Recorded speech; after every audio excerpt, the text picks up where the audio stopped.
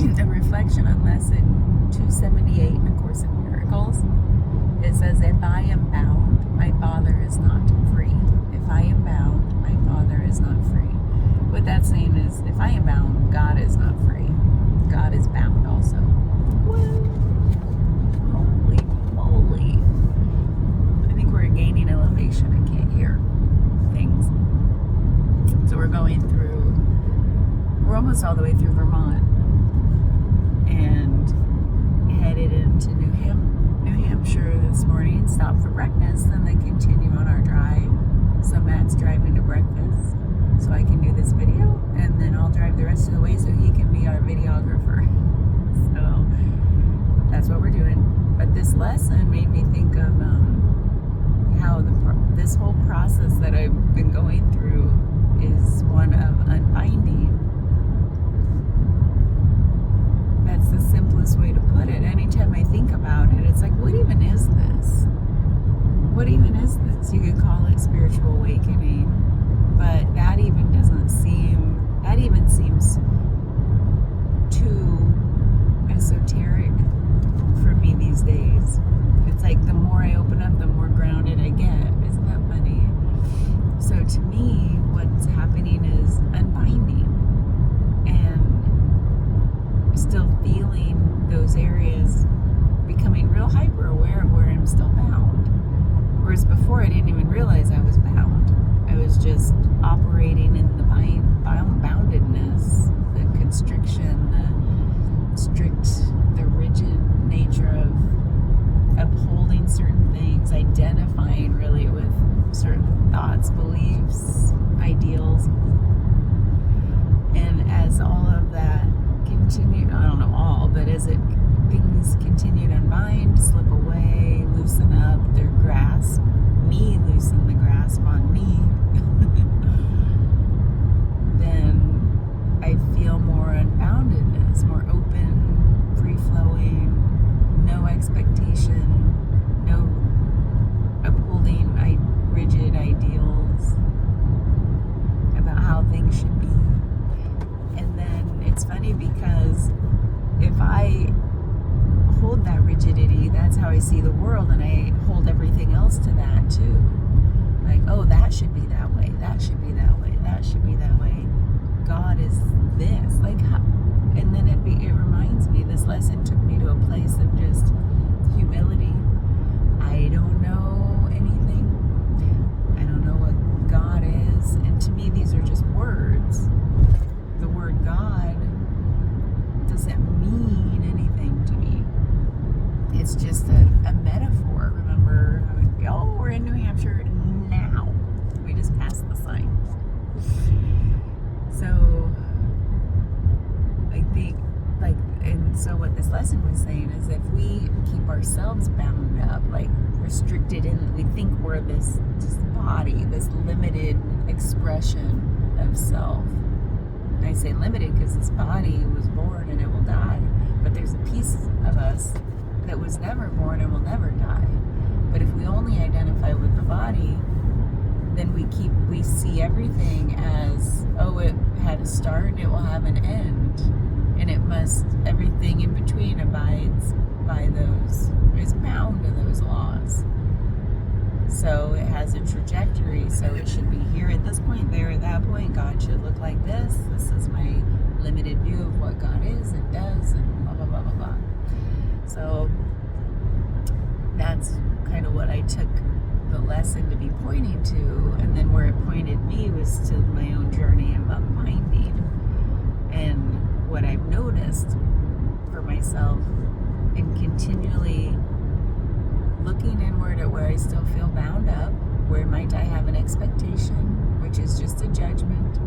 It's a comparison about what is versus what this thinks it should be. And what I come to is this humility of not knowing. There's like, who am I to think I know how something should be when I don't know? I don't know anything. And I love the not knowing now. I can admit that. Like, there's so much freedom in admitting, I don't know what this is. I don't know where I came from, where I'm going.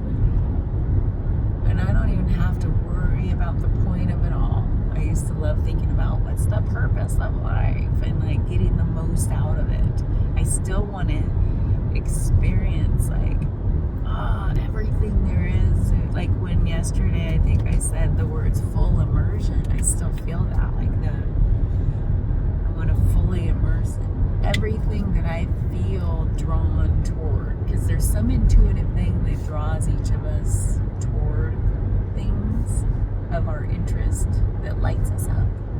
And so now the full immersion is just me going, like, looking for those big yeses and then diving in. Because those big yeses, when we feel that, yes, versus like, no, not for me. Go toward the yeses and then go, let's dive in. So I think about, like I said, the more spiritual awakening that happens, it's really a more groundedness. Like, what do I really want while I'm in this body? What do I want to express? What do I want to dive into just for the sake of diving with no expectation of outcome? There's no expectation, like, because the expectation in the past has always led me down a path of, well, if I can't have it look like this fullest expression of the thing and it has to achieve this and check all these boxes, then I kind of just, all that energy I just used up all the energy of the thing, and I don't even feel like doing it. Like, or I talk myself out of it, or it's like, it's not worth it. Like, stay stuck, That's been some of my journey up to now. And so I look for those points where I still have that whisper of a train of thinking, and it's all based in thought. It's like, I stay stuck because I play something out to some conclusion, and then I'm like, never mind. Do you ever feel that way? That, and I think it just comes from staying in our safe space. It's safe in here where we don't, like that, we don't have to express and therefore be subjected to judgment from ourselves or others. So that binding, that's what I mean. The mind is always binding me up. And so I look for those places where the mind is doing its mind thing. And I'm like, settle down. You don't know anything. And remember, you love that you don't know anything. So just chill. And then my mind's like, okay. And then I could just experientially, energetically go into this present moment. Like I was reflecting on yesterday, like it's all right here. Everything I want is in the present moment. Meaning the mind doesn't go off into the future or the past. It's literally like in the senses. I'm like looking, touching, and listening. And then that's full immersion into what's here right now. And then I've been playing with, like, where am I drawn to? Like, what do I feel drawn to do? What really lights me up when I'm in that moment? Like, usually it's something creative. Actually, all of it's creative. Like, recently making a quilt and remembering, holy shit, I love sewing. I know nothing about how to do it. I even had to reread the manual on how to work on my own sewing machine. And like, I brought these instruments on this trip, like my flute that I don't know how to play, my ukulele that I don't know how to play, my harmonica that I don't know how to play.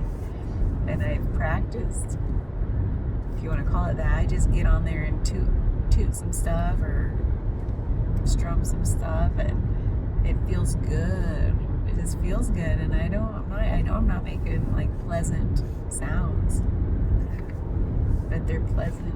The act of doing it feels good. So, and that's what I thought. I knew enough to bring these types of things on my trip, like this book that I knew, like Getting Over Perfectionism. I knew that I wanted to read this book someday, but now where I am on this journey, I don't really identify with, I love the words this author uses, but I know that this book isn't going to lead me anywhere, and it's not going to open me up further. In fact, it might shut me down a little. So that's what I think about with what to read next. Do I think it might lead to an opening? again, that's placing a little expectation, but that's the intuitive part. Like, I intuitively know now, like, I love the way this author uses words, but I'm like, it's not going to lead me to a more opening than where I am now. At some point it would have, and that's why I bought it. And now I'm like, no, I guess I didn't read it in time.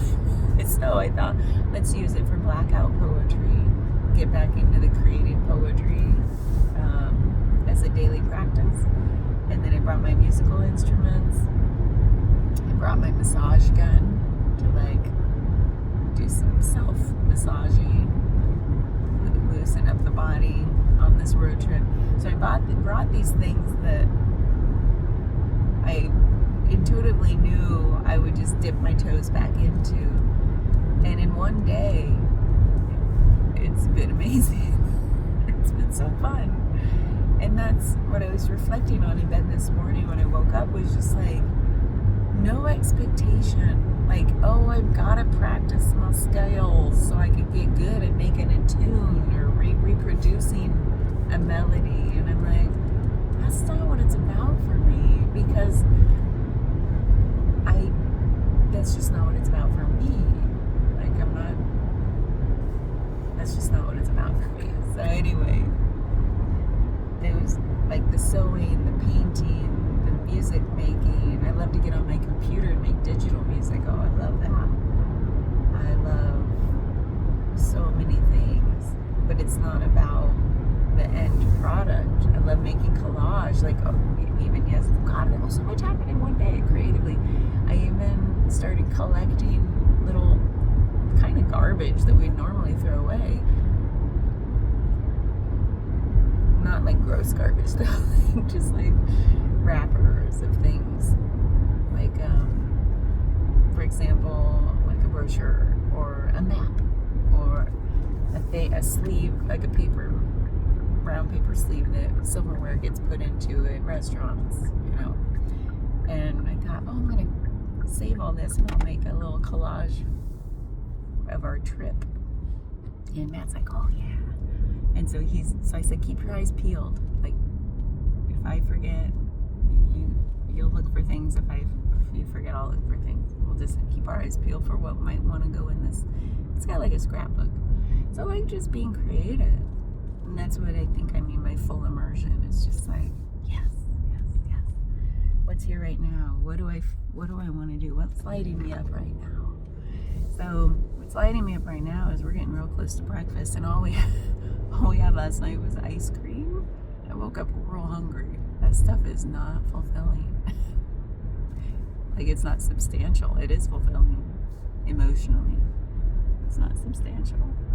So anyway, that's what I have for this lesson. It's an unbinding. And when I unbind myself, I unbind everything I look upon from expectation. And I can just be present with everything and everyone.